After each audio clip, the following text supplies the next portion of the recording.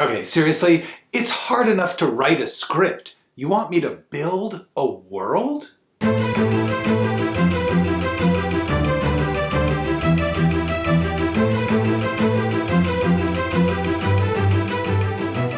World building is a catchphrase associated with fantasy and sci-fi, but everything you write takes place in a place, and it makes no difference if that's an imaginary planet or Toledo, Ohio. When you tell a story, you are building a world. Very often, writers don't think about that because with a lot of worlds, especially the ones we live in or have seen in a lot of shows and movies, we just kind of assume they're known. But let's look at a known world like the American public school system, which is a real place that many of us know at least through movies and TV shows, so essentially anything that's set there should be the same, right? The creators of Friday Night Lights, Glee, Euphoria, the fourth season of The Wire, and the movie Brick make choices to craft very different social, physical, and emotional worlds for their characters. When you just outsource your world building to some theoretical shared knowledge, you're giving up an important part of your creative toolbox, and probably relying on cliches. And sure, sometimes we do that, but at least be aware that whenever you write something, you are building a world. I know that's intimidating and overwhelming, so let's talk about how you do it. Before we go any further, though, there is a serious fact we have to stop and take into account. You just don't have space in a script to really build a world. Novels can slow or stop or detour to get into the history or workings of a place or people, and during a scene in a finished show or movie, the eye can take in the scenery and the details. But when you stop and describe that in a script, you're derailing the reader's involvement in the story. All those amazing, intricate cityscapes and costumes and ships in your favorite shows and movies? The screenwriter didn't design those. The production designer, the cinematographer, the director, all of the departments, that's what they do full-time. And they are not going to look at your script and say, oh great, somebody wrote an 800-page script detailing all this stuff that should have been our artistry and our expertise, so we'll just take the day off. If you really want to build a world in detail, write a book, or a video game, or a zine, or some new recombinant art form that you can invent to do this in. Okay, that said, let's get into what a writer actually can do to build a world in a script. First of all, there is no such thing as an original world. There is, of course, creativity and invention involved, but mostly what you are doing is borrowing, blending, and modifying. Even the most groundbreaking and imaginative worlds come from a reworking and combination of material from other sources. Originality is not the most important factor in building a world. What really matters are style, craft, and vision. Style is your particular taste, your influences and choices. I think this quote from Jim Jarmusch says it better than I ever could. Select only things to steal that speak directly to your soul. If you do this, your work and theft will be authentic. Authenticity is invaluable. Originality is non-existent. And don't bother concealing your thievery. Celebrate it if you feel like it. In any case, always remember what Jean-Luc Godard said. It's not where you take things from, it's where you take them to. So be creative and adventurous in your world scavenging. Don't just take from other people's invented worlds. Take from history, science, philosophy, biographies, journalism, other art forms like painting, photography, music. And especially take from your experiences, your interests, your observations, your feelings. But gathering cool stuff is unfortunately not the whole job. You also have to do something with it. And this is where craft comes in.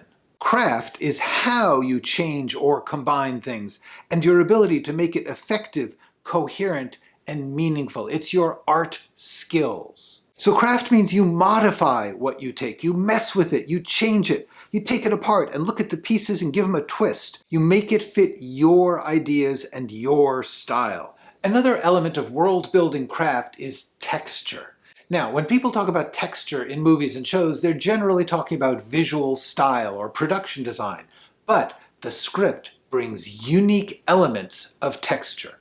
You can certainly describe some visual stuff, but the most important texture in a script is the group and personal relationships, the political and social organization, the beliefs, the ideas, the philosophy, the atmosphere, the behavior, the emotions. That is what the script gives to all the other artists involved to do their arts. And there is even a texture to the script itself. The texture of your script is going to be in your writing style, your attitudes, your values, the words you choose, the ways your characters talk, how you describe the places and people and actions. Now, I do hesitate a little to offer this next tip because it can become a rabbit hole that you never want to leave.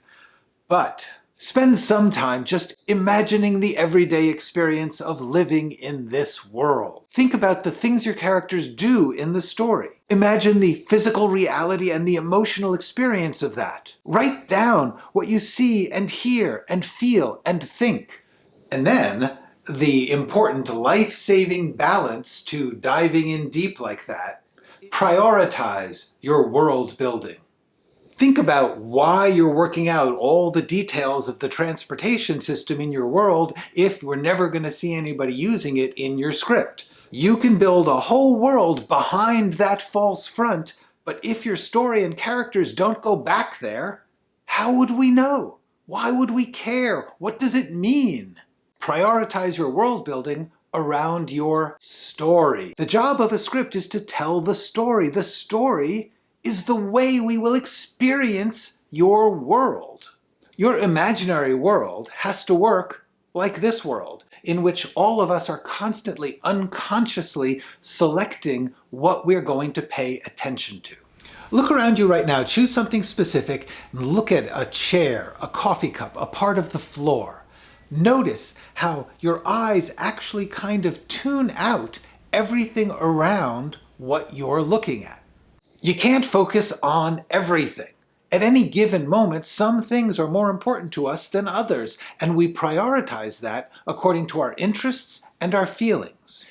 Details are more powerful when they're relevant to the story. When you add an element to your world, ask 2 questions. What is the use of this item in the story? And what is the meaning of this item in the story? Which brings up a really important question. Should you build your world before you figure out your story? Obviously, I'd say no. As you may have heard, Rome wasn't built in a day. Build your world bit by bit as you build your story and characters.